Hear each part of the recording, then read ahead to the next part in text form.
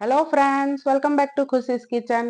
આજે હું તમારી સાથે ગુજરાતી લગ્ન પ્રસંગોમાં બનાવવામાં આવતા સુરતી ગ્રીન તુરિયા પાત્રાના શાકની રેસીપી શેર કરીશ. આ સરળ રેસીપી ઘરે બનાવવા માટે વિડીયો સ્કીપ કર્યા વગર પૂરો જોવો. તેમજ જો તમને મારી રેસીપી પસંદ આવી હોય તો વિડીયોને લાઇક, શેર અને કોમેન્ટ જરૂરથી કરજો. તેમજ હજુ સુધી જો તમે મારી ચેનલને સબસ્ક્રાઇબ નથી કરી તો સૌપ્રથમ મારી ચેનલને સબસ્ક્રાઇબ કરી બાજુમાં રહેલ બેલ આઇકનને પ્રેસ કરી દેજો, જેથી મારા આવા જ નવા વિડીયોની નોટિફિકેશન સૌથી પહેલા તમને મળે. તુરિયા પાત્રાનું શાક બનાવવા માટે સૌપ્રથમ આપણે પાત્રા તૈયાર કરી લઈશું. પાત્રા બનાવવા માટે મેં અહીં 10 નંગ અળવીના પાન લીધા છે. પાનની પાછળના ભાગમાંથી હળવે હાથે નસ કાઢી લઈશું. બધા પાનમાંથી આવી રીતે નસ કાઢી લીધા બાદ પાનને સાઈડમાં મૂકી દઈશું અને પાન પર લગાવવા માટે બેસનનું બેટર તૈયાર કરી લઈશું.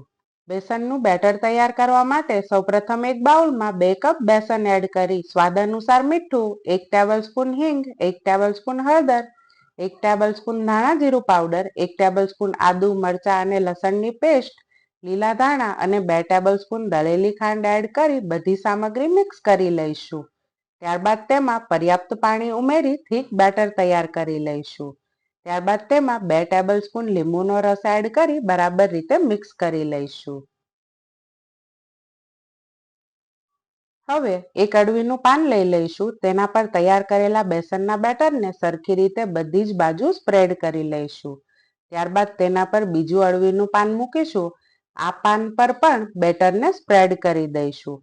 આવી જ રીતે મેં ટોટલ 5 પાન લીધા છે. બધા જ પાનને એકની ઉપર એક એમ ગોઠવતા જઈશું અને બેસનનું બેટર સ્પ્રેડ કરતા જઈશું. ત્યારબાદ તમે જોઈ શકો છો પાનને બંને સાઈડથી આ રીતે વાળી દઈશું અને ઉપરના ભાગથી ટાઈટ રોલ વાળતા જઈશું. પાનને વાળી તેમાંથી એક રોલ તૈયાર કરી લઈશું અને આવી જ રીતે આપણે બીજો રોલ પણ વાળીને તૈયાર કરી લઈશું.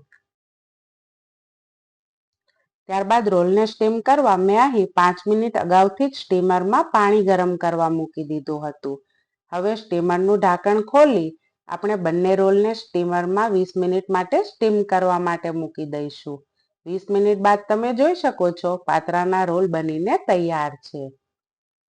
તુરિયા પાત્રાનું શાક બનાવવા માટે અહીં મને એક જ રોલની જરૂર પડશે, તેથી પાત્રાના એક રોલને ગોળ શેપમાં કટ કરી લઈશું. તુરિયા પાત્રાનું શાક બનાવવા માટે તમે ફરસાણની દુકાનમાંથી તૈયાર પાત્રા પણ લઈ શકો છો, પરંતુ જો તમે મારી આ રેસીપીથી પાત્રા બનાવશો તો શાકમાં નેક્સ્ટ લેવલનો સ્વાદ આવશે. ત્યારબાદ પાત્રાની વચ્ચેથી કટ મૂકી 2 ભાગમાં ફરી કટ કરી લઈશું. ત્યારબાદ મેં અહીં એક તાજા તુરિયાનો ઉપયોગ કર્યો છે, જે વજનમાં 250 ગ્રામ છે. તુરિયાની બંને સાઈડથી ડીટીયા કાઢી તેની છાલ અલગ કરી લઈશું. ત્યારબાદ તુરિયાને આવી રીતે મોટા ટુકડામાં કટ કરી લઈશું. તેમાંથી પણ વચ્ચેથી કટ કરી લઈશું અને લાંબી ચિપ્સમાં ફરી તેને કટ કરી લઈશું. તુરિયા પાત્રાનું શાક ગ્રીન બનાવવા માટે આદુ, મરચાં અને લસણની પેસ્ટ તૈયાર કરી લઈશું. હવે એક પેનમાં 4 ટેબલસ્પૂન તેલ ગરમ કરવા મૂકીશું. તેમાં રાઈ અને હિંગથી વઘાર કરી લઈશું. ત્યારબાદ ગ્રીન શાક બનાવવાનું હોવાથી સ્વાદ અનુસાર આદુ, મરચાં અને લસણની પેસ્ટ એડ કરી 1 મિનિટ માટે સાતળી લઈશું. ત્યારબાદ તેમાં તુરિયા ઉમેરી સ્વાદ અનુસાર મીઠું એડ કરી તુરિયાને થોડીવાર માટે કૂક થવા દઈશું.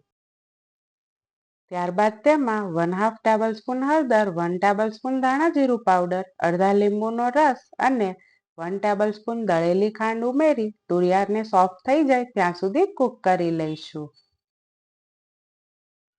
ત્યારબાદ તેમાં 1 કપ ગરમ પાણી ઉમેરી પાત્રા એડ કરી લઈશું. તુરિયા અને પાત્રાને બરાબર મિક્સ કરી થોડીવાર માટે ઢાંકણ વડે કવર કરી લઈશું. તો ફ્રેન્ડ્સ, તમે જોઈ શકો છો લગ્ન પ્રસંગમાં બનતું ગ્રીન તુરિયા પાત્રાનું શાક બનીને તૈયાર છે. હવે સર્વિંગ પ્લેટમાં તુરિયા પાત્રાના શાકને સર્વ કરી લીલા ધાણાથી ગાર્નિશ કરી લઈશું.